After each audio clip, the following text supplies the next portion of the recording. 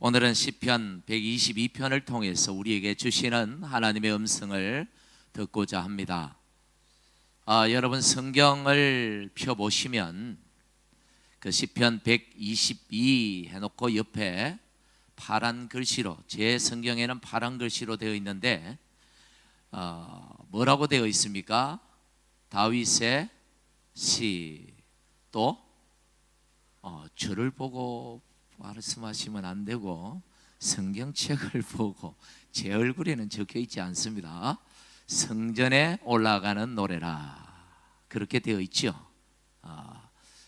그렇게 만약에 안 되어 있는 분들은 성경책을 바꾸시기를 바랍니다. 여러분 스마트 앱이나 이런 데는 뭐 그런 게 안 나와요.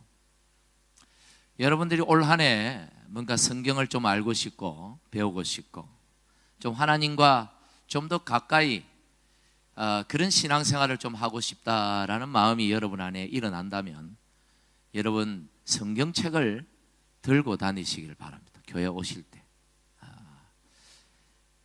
조금이라도 성경책을 보시는 게 신앙에 도움이 됩니다.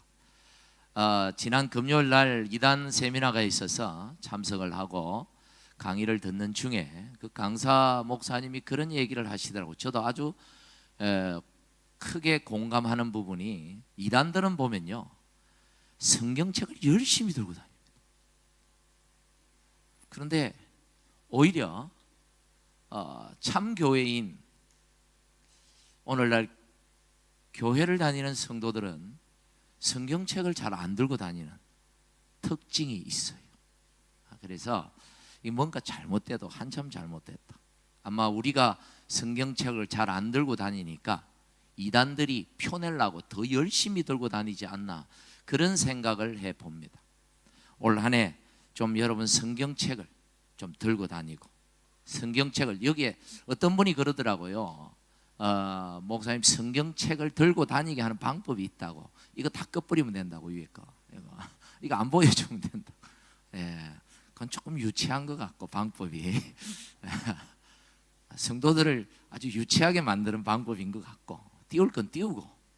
왜냐하면 성경책을 바로바로 찾기가 쉽지 않잖아요, 설교 중에. 그래서 제가 꼭 예배를 1시간만 하라, 설교를 30분만 하라 정해놓은 건 없지만, 그래도 설교를 어쨌든 제한된 시간 안에 좀 많은 내용을 하려고 하다 보니까 성경책을 찾을 시간이 없어요. 그래서 좀 성경책 자 한번 찾아봅시다, 자 읽어봅시다 하면 참 좋은데, 그러면 딱 좋은데 그럴 시간적 여유가 없어서 미리 화면에다가 성경책을 띄워 줍니다만, 그래서 성경책이 때로는 예배 중에는 사실 필요가 없어요. 그러나 성경책을 찾아보는 것이 여러분에게 유익하다는 것 우리 알고, 원래는 좀 성경책을 좀 가까이 하는 한 해가 되기를 간절히 바랍니다. 이 시편은 누구의 시라고요? 다윗의 시, 그렇게 되어 있습니다. 다윗이 어느 날, 그날이 어떤 날인지는 조금 이따가 말씀을 드리겠습니다. 어느 날 성령 하나님의 감동을 받아서 이 시를 기록했습니다. 자, 이 시는 어떨 때 쓰이는 시라고요? 부르는 노래라고요? 성전에 올라갈 때 부르는 노래다. 그래서 이 시편이 150편이 있는데 그 중에 120편부터 134편, 이 15편의 시편에 이 부제가 붙어 있어요. 성전에 올라가는 노래라고, 이 15개가. 왜냐하면 예루살렘 성전이, 예루살렘 이 성 자체가 일반적으로 이스라엘 나라에서는 가장 높은 데 있어요. 그래서 예루살렘 성 안에 있는 성전에 가려면 올라가야 돼. 산을 올라가야 돼. 그래서 성전에 올라가는 노래라 이렇게도 했고, 또 그 예루살렘 성전에는, 성전 앞에는 그 여인의 뜰에서부터 제사장의 뜰에 이르는 그 사이에 총 15개의 계단이 있대요. 그 계단을 한 계단 한 계단 올라갈 때마다 시편 120편부터 134편까지 15편의 이 노래, 한 편씩 부르면서 올라간다, 뭐 이런 학자들의 얘기가 있는데, 어쨌든 성전에 갈 때 불려졌던 노래가 바로 오늘 시편 122편입니다. 이 시편은 믿음의 사람들이 기록한 것을 후대 사람들이 편집을 해서 모았어요. 그래서 150편으로 이렇게 모아놨는데, 이것은 오늘 우리 쉽게 말하면 하나님 사람들의, 하나님 백성들의 찬송가, 하나님을 찬양하는 찬송가 형태로 만들어진 것이죠. 그런데 오늘 이 시편을 다윗이 언제 기록했느냐, 이것을 아는 것이 오늘 이 말씀을 이해하는 데 많은 도움이 됩니다. 먼저 예루살렘 성 이야기부터 좀 하겠습니다. 예루살렘 성은 원래 가나안 사람들의 성이었습니다. 모세가 애굽에서 노예 생활을 하던 이스라엘 사람들을 구원해서 40년 광야 생활을 지나고 요단강 건너편에서 죽지요. 그리고 그 후계자인 여호수아가 이 이스라엘 사람들을 이끌고 요단강을 건너서 가나안 땅을 정복합니다. 전쟁을 치러요. 7년간의 그 전쟁을 통해서 이제 이 가나안 땅을 완전히 차지합니다. 그리고 12지파에게 각 땅들을 분배를 해요. 그때까지만 해도 이 예루살렘 성은 여전히 가나안 족속 중에 한 족속인 여부스 족속의 성이었어요. 무려 여호수아 때로부터 400년이 지날 동안, 400년 동안도 이 이스라엘 사람들이 이 성만큼은 뺏지를 못했어요. 그러니까 이 가나안 땅이 하나님이 약속하신 축복의 땅이지만 저 예루살렘 성만큼은 정복을 할 수가 없었던 겁니다. 너무 강한 성이었어. 그랬던 성을 누가? 다윗이 왕이 되고 난 다음에 이 성을 정복한 거예요. 그러니까 하나님의 언약에 근거해서 볼 때 이 약속의 땅을 완전히 차지한 때가 언제다? 다윗 때죠. 그 다윗이 하나님의 언약을 성취한 그런 이 축복을 받게 된 것입니다. 그래서 이 예루살렘 성을 정복하고 그 성을 성벽을 다시 재건해서 거기를 이스라엘의 수도로 삼았던 것입니다. 그리고 거기에다가 자기의 궁전을 짓고 또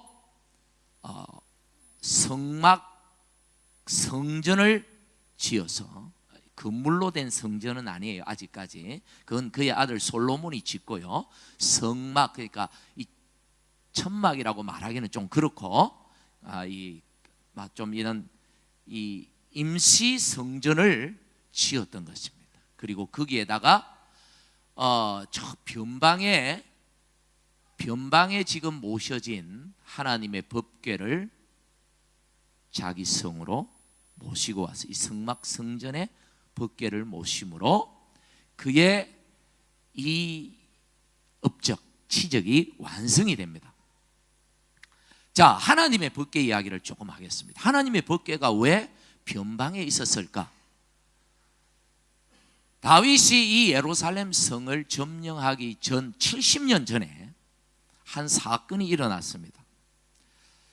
그때 당시에 이 이스라엘을 통치했던 사람은 엘리라는 제사장이었는데 블레셋과 전쟁을 하다가 법궤를 빼앗기고 말았습니다. 하나님의 임재의 상징인 이 법궤를 이스라엘에게 있어서는 진짜 중요한 것이고 목숨 걸고 지켜야 될 이 법궤를 적군에게 빼앗겨 버렸어요. 그래서 이 블레셋 사람들이 그 법궤를 전리품으로 자기 나라에 가지고 간 거예요. 그런데 하나님께서 그들에게 재앙을 내리셨죠. 그들이 깨달았습니다. 이 법궤를 빨리 이스라엘로 돌려보내야 되겠다. 그러지 않다가는 우리가 망하겠다. 그래서 소 수레에다가 소가 끄는 수레를 만들어서 그 수레에다가 법궤를 실어서 이스라엘 국경으로 보내버렸습니다. 그랬더니 이 소가 블레셋에서부터 시작해서 이스라엘 국경을 지나서 베세머스라는 이스라엘 국경 마을에 도착을 했어요. 사람들이 다 나와볼 거 아닙니까? 이게 뭐냐? 그리고 이 촌 사람들이 돼가지고 법궤 구경 못 해봤을 거예요. 그리고 법궤는 어디에 모셔집니까? 이게 지성소에 모셔지는, 제사장들도 1년에 한 번밖에 구경 못 하는 건데, 대제사장도 일반 백성들이 이걸 구경했겠습니까? 그래가지고 이게 뭔가 싶어가 사람들이 나오가 구경하다가, 여러분, 하나님의 법궤는 대제사장일지라도 1년에 한 번 딱 볼 수 있습니다. 그런 법궤를 이 일반 사람들이, 거룩하지 못한 이 죄인들이 보았으니 하나님께서 진노하셔서 그 날에 죽은 자가 5만 명이 넘었다 그랬어요. 사람들이 두려움에 빠졌죠. 이 법궤를 어떻게 해야 될지 몰라가 모두가 두려움에 떨고 있을 때 그 사람들이 회의를 해서 저 산속 깊숙이 있는, 사람들이 접근하기 힘든 산속 깊숙이 사는 이 아비나답이라는 사람의 집에 이 법궤를 모시자. 두려워가지고 산속에다가 방치를 해버린 거지. 그래서 그 집에 오랜 세월 동안 하나님의 법궤가 그 집에 머물고 있었던 거예요. 한마디로 말하면 사람들이 근접할 수 없는 곳에 숨겨버린 거예요. 그리고 이 사무엘이라는 참 위대한 선지자 시대도 지나가고 사울 왕이 40년을 통치했는데도 이 법궤를 그 산속에서 모셔와서 다시 이스라엘이 하나님을 예배할 수 있는 예배의 장소로, 처소로 옮기지 않고 여전히 그곳에 방치해 두고 있었는데, 누가? 다윗이 그 아비나답의 집에 있는 그 하나님의 법궤를 자기의 성으로 성막 성전을 지어 그 성전에다가 모시게 된 거예요. 여러분, 사무엘하 6장 14절을 한번 읽어보겠습니다. 시작. 다윗이 여호와 앞에서, 여기까지만. 다윗이 여호와 앞에서, 무슨 말이냐면 이 말씀은요, 다윗이 그 산속 깊숙이 방치되어 있었던 그 하나님의 법궤를 자기 성으로 모시고 올 때 그가 어떻게 했는지를 보여주는 말씀이에요. 어떻게 했다고요? 그 하나님 법궤 앞에서 뭘 다하여? 힘을 다하여 춤을 췄다. 얼마나 기뻤습니까? 얼마나 좋았으면. 그리고 그 성막 성전에 모시고 제사장들과 레위인들을 총출동시켜가지고 조를 짜서 365일 매일같이 하나님을 찬양하고 예배하도록 했다는 것입니다. 여러분, 다윗의 그 하나님을 향한 열정을 여러분 이해하시겠습니까? 다윗이 자기 집에 이 하나님의 법궤를 모셔놓으니까 얼마나 좋고 얼마나 기쁘고 행복하든지. 그래서 지연씨가 그날에 성령의 임재를 통하여 지연씨가 뭐다? 바로 오늘 시편 122편의 이 시입니다. 그러니 이 시가 그냥 지어진 시가 아니에요. 그 다윗의 지금 그 심정을 우리가 이 시를 통해서 느끼게 되는 것입니다. 1절을 볼까요? 자, 우리 같이 한번 읽어보겠습니다. 1절 시작. 사람이 내게 말하기를 여호와의 집에 올라가자 할 때 내가 기뻐하였도다. 법궤를 자기 성에 모셔놓고 이제는 사람들이 하나님 앞에 나와서 예배를 드릴 거 아니에요. 하나님의 성전에 올라가자, 하나님의 집에 올라가자 하는 이 얘기를 들으니까 너무너무 어쨌다? 기뻐. 너무 좋았다. 너무너무 행복했다. 하나님의 사람들이 하나님 앞에 나와서 예배하는 그 모습을 보니까 너무너무 행복했다. 다윗의 마음이 느껴집니까? 2절을 한번 보겠습니다. 시작. 예루살렘아 우리 발이 내 성문 안에 섰도다.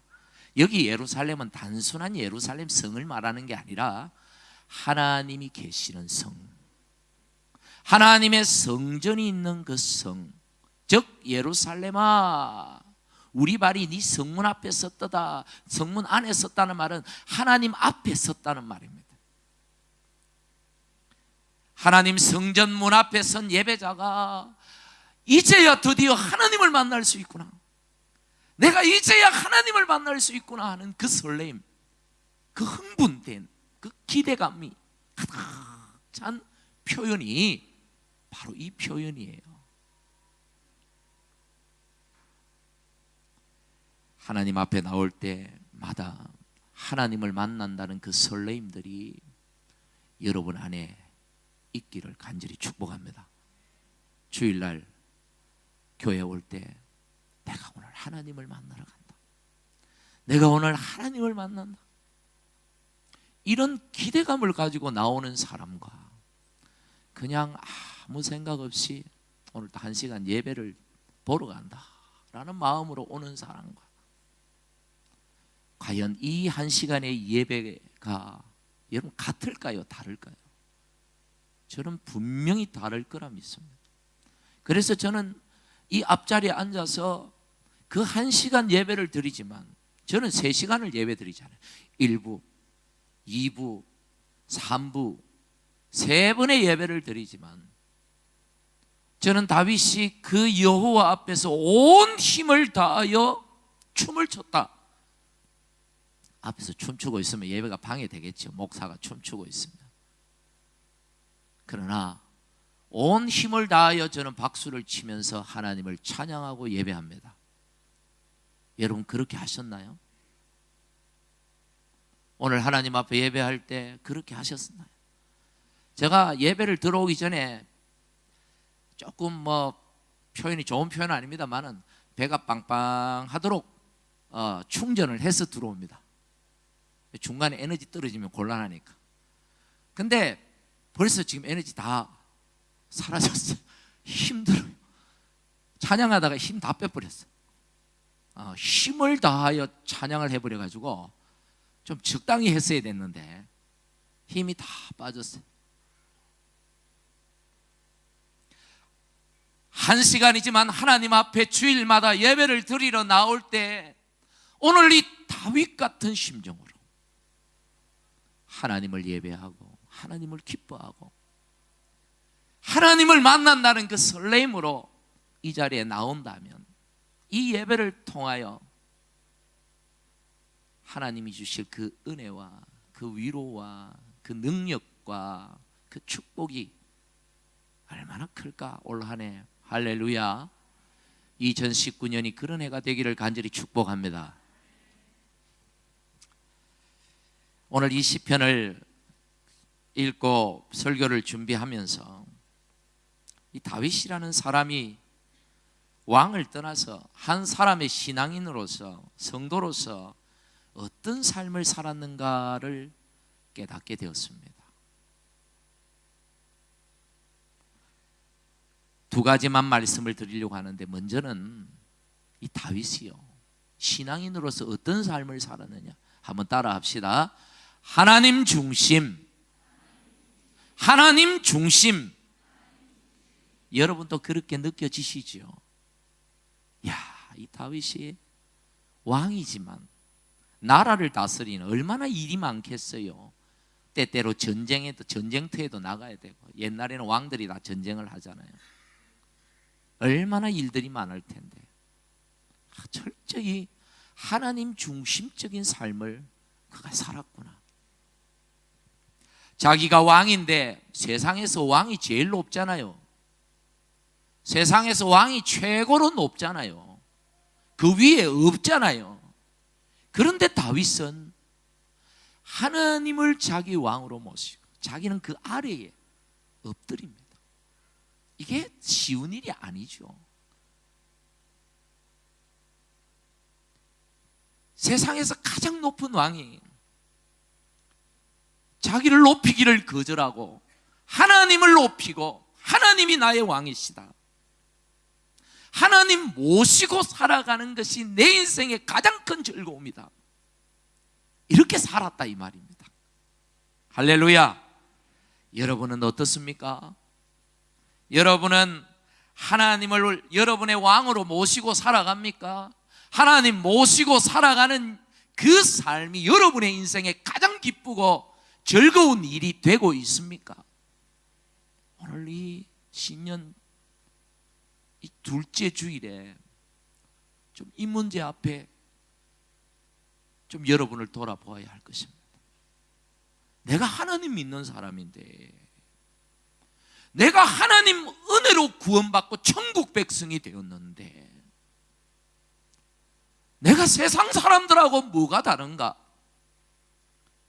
진짜 하나님을 모시고 살아가는 그 삶을 내 인생의 큰 즐거움으로 기쁨으로 생각하고 내가 살아가고 있는가? 오늘 이 문제에 대한 답을 하셔야 돼요. 여러분들 하나님 앞에서. 목회를 하면서 가장 안타까운 부분이 사실 이 부분입니다. 목사님 저 개인적으로 생각해도 그렇고 때때로 그렇지 못할 때가 있는 것 같고, 성도들을 바라볼 때 하나님 모시고 살아가는 것을 굉장히 귀찮게 생각하는 분들이 보일 때마다 안타까움이 참 많아요. 하나님이 그런 대접밖에 받을 수 없는 그런 분인가? 하나님이 저런 사람들한테 저런 대접을 받을 분인가? 하나님을 너무 대접 안 해요. 하나님 우리의 왕이십니다. 우리의 주인이십니다. 하나님을 너무 대접을 안 하셔요, 여러분. 그렇지 않나요? 하나님 대접해야 돼요. 우리 하나님은 그런 대접받기 합당하신 분입니다.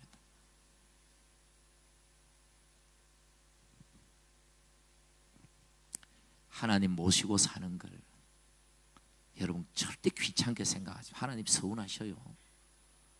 여러분을 구원한 걸 후회하실지도 모릅니다. 그렇지 않겠어요?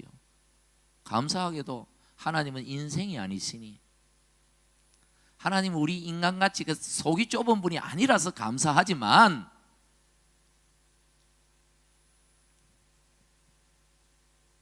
여러분 새해 한 가지 결단을 했으면 좋겠습니다. 나는 올 한 해 정말 하나님을 내 마음의 중심에 모시고 하나님을 기뻐하고 하나님을 즐거워하고 내가 살아가야겠다. 할렐루야. 이런 결단이 오늘 이 자리에 계신 모든 분들 안에 있기를 바랍니다. 하나님을 즐거워해야 돼요. 여러분, 하나님은 복의 근원이 되시는 분입니다. 하나님이 복을 주십니다. 여러분 믿으십니까? 세상이 복 주는 거 아닙니다. 사람이 복 주는 거 아닙니다. 그렇게 보여도 그게 아니에요. 하나님이 복을 주셔야 복을 누리고, 하나님이 거두시면 거두 가는 겁니다. 우리가 이걸 분명하게 알아야 돼요. 사람한테도 잘 보여야 되겠지만 우리는 하나님께 잘 보여야 돼요. 하나님을 귀찮게 여기면 얼마나 하나님이 서운하실까? 하나님을 막 즐거워하고 기뻐하고, 그런 분들에게 6절에 이런 말씀을 하셨어요. 6절 말씀에 형통하리로다. 할렐루야. 형통하리로다. 형통하리로다. 빈말로 듣지 마세요. 이게 사실이고 이게 진실이고 진리입니다. 다음으로 여러분, 다윗이 어떤 신앙인으로 삶을 살았느냐? 따라합니다. 성전 중심. 조금 더 크게, 성전 중심. 그렇죠. 다윗이 이 하나님의 성전을 얼마나 귀하게 여겼던 분인가. 하나님이 거하시는 성전을 사모하고 귀히 여겼던 사람이에요. 오늘 1절에도 사람들이 어디? 여호와의 집이 어디입니까? 성전이죠. 성전에 올라가는 걸 기뻐했다. 사무엘하 7장 2절에 보니까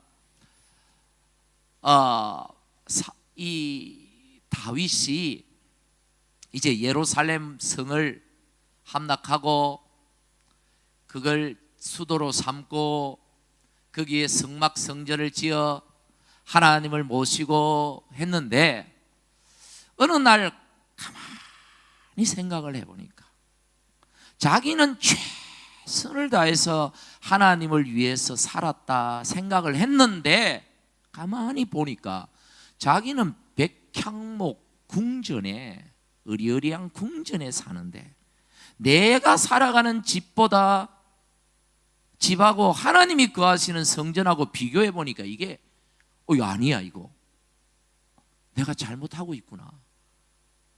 어떻게 하나님의 집이 내 집보다 못해서 되겠나, 이런 마음을 먹었다 이 말이죠. 그래서 나단 선지자에게 찾아가서 하나님께 한번 요청을, 그 당시에는 직접 하나님께 기도하기보다 선지자를 통해서 기도하던 시대였기 때문에 선지자를 찾아가서 하나님께 한번 내가 이런 마음이 있는데 하나님께 한번 기도해 주세요.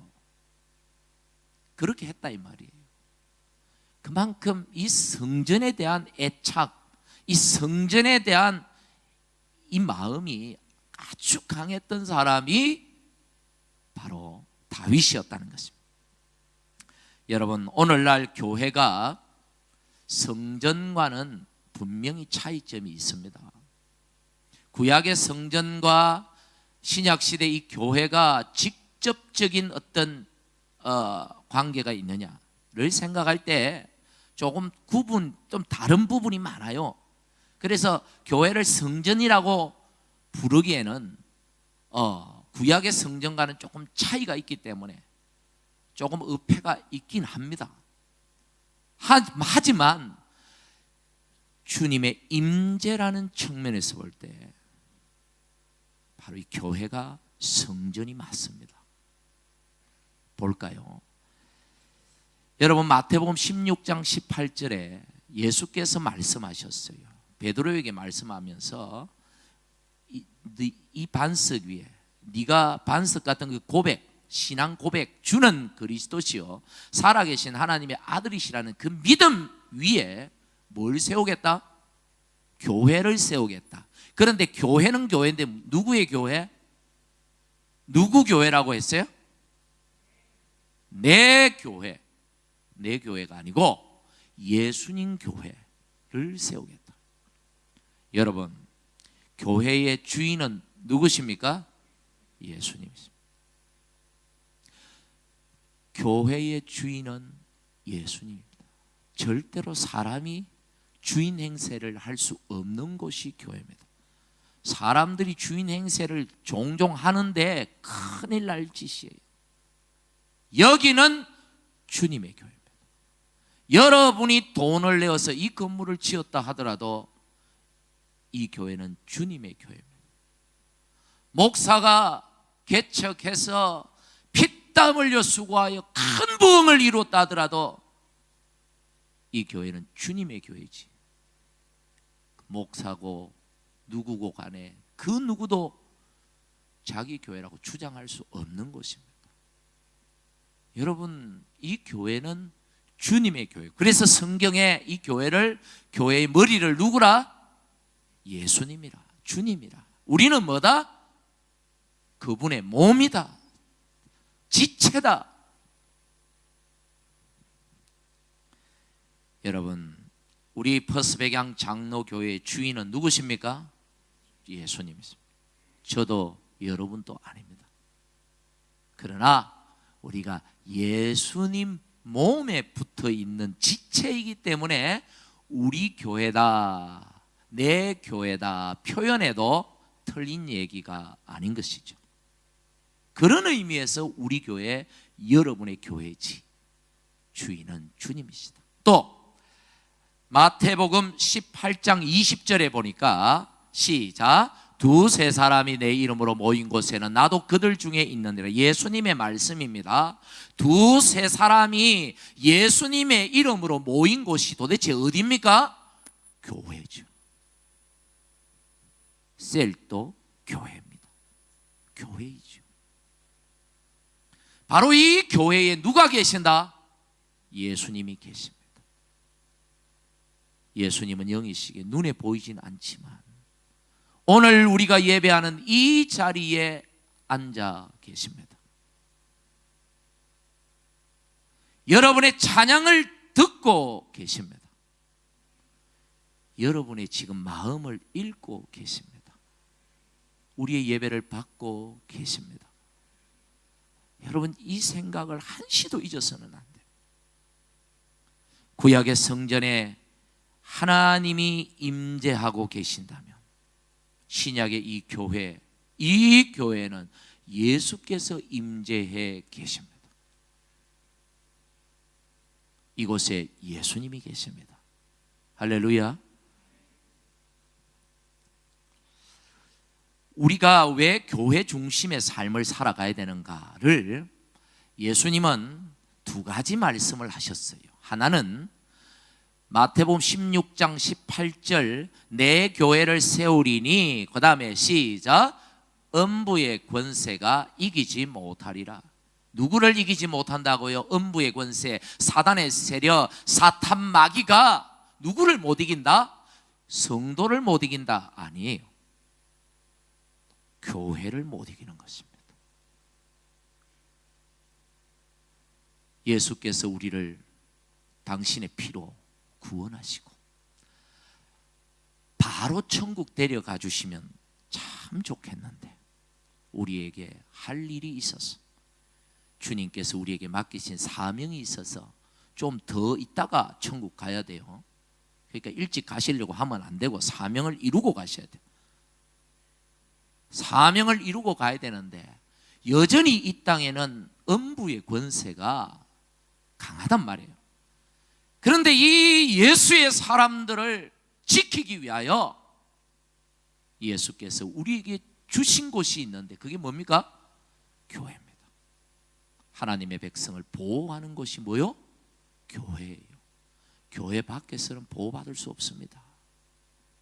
하나님이 함께하지 않는다는 뜻이 아니라 이 교회를 통하여 음부의 권세를 이기도록 하셨다는 사실을 우리가 알아야 된다는 거예요. 여러분, 음부의 권세가 여러분의 가정을 힘들게 합니까? 여러분의 삶을 지치게 하고 피곤하게 하고 무너지게 하고 합니까? 같이 교회 모여서, 셀이 함께 모여서 이 말씀을 붙들고 함께 주의 이름으로 기도할 때 음부의 권세들이 떠나가게 될 줄 믿습니다. 이게 우리 교회에 주신 권세예요. 그래서 우리를 함께 모이도록 하시는 겁니다. 자주 모여서 함께 기도하고 주의 이름으로 음부의 권세를 대적하고 주님의 나라를 세워가는, 천국을 이루는, 이게 교회예요. 우리가 교회 중심으로 살아야 될 이유가 여기에 있는 거예요. 두 번째, 왜 우리가 교회 중심으로 살아야 되느냐? 그 다음 19절을 보니까 우리 같이 한번 읽어보겠습니다. 시작. 내가 천국 열쇠를 네게 주리니 네가 땅에서 매면 하늘에서도 매이고 땅에서 풀면 하늘에서도 풀린다. 할렐루야. 우리 교회에 주신 권세예요. 뭘 주셨다고? 여기에 천국의 열쇠. 천국의 열쇠는 두 가지 의미가 있어요. 크게. 첫째는 지옥 갈 영혼에게 닫힌 천국의 문에 달린 그 자물쇠를 여는 열쇠를 누가 가지고 있다? 교회가 가지고 있다는 것입니다. 교회를 통해 지옥 갈 영혼이 천국 가게 된다는 뜻입니다. 할렐루야. 믿지 않는 사람이 교회 나와서 복음을 듣고 예수를 믿으면 구원받고 천국 가는 겁니다. 누구든지. 아직까지도 천국 문이 열리지 않은 분들이 여러분의 가족이나 친구들 중에 있다면 어디로? 교회로 인도하면 됩니다. 교회에 뭐가 있기 때문에? 그들에게 닫힌, 굳게 닫힌 천국 문을 여는 열쇠가 교회에 있기 때문에. 할렐루야.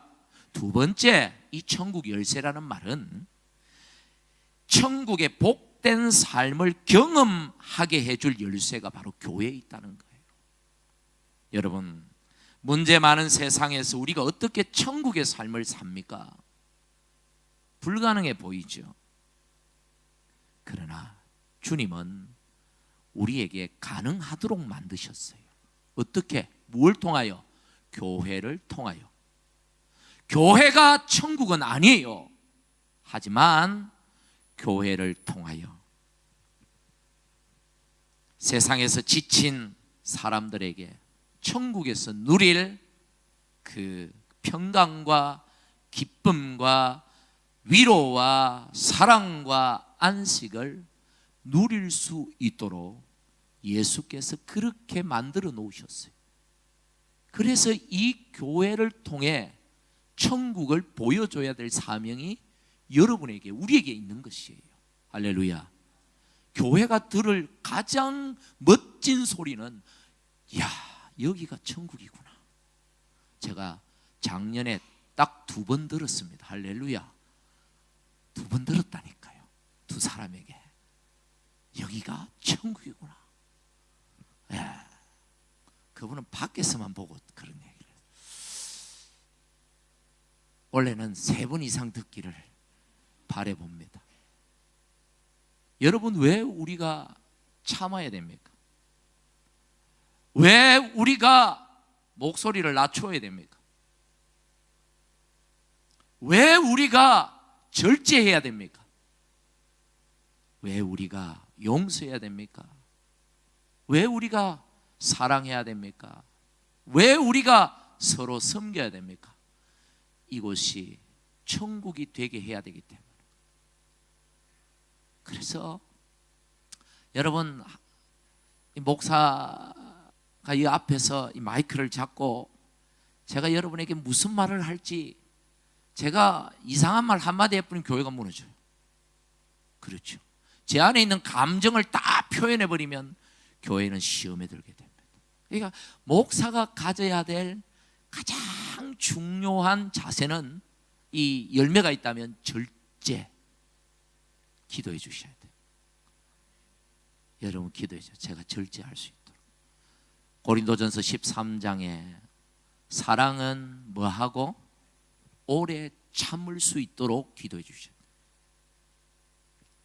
여러분, 리더들을 위해서, 세워진 리더들을 위해서 기도해야 될 제목 중에 하나는 오래 참을 수 있도록, 자기의 감정을 다 표현하고 자기의 마음을 다 표현하고, 그러면 천국이 지옥이 됩니다. 이것이 지옥이 돼요.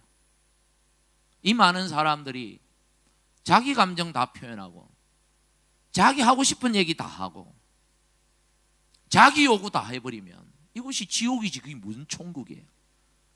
서로 참고 절제하고 기도하고, 하고 싶은 얘기가 있으면 축복하고.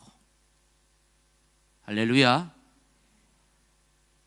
여러분, 2019년 새해 우리 교회를 찾는 예배드리러는 많은 사람들에게 천국을 경험하게 해주기를, 이곳이 천국이구나, 천국을 경험하는 그런 축복이 우리 안에 있기를 간절히 바랍니다.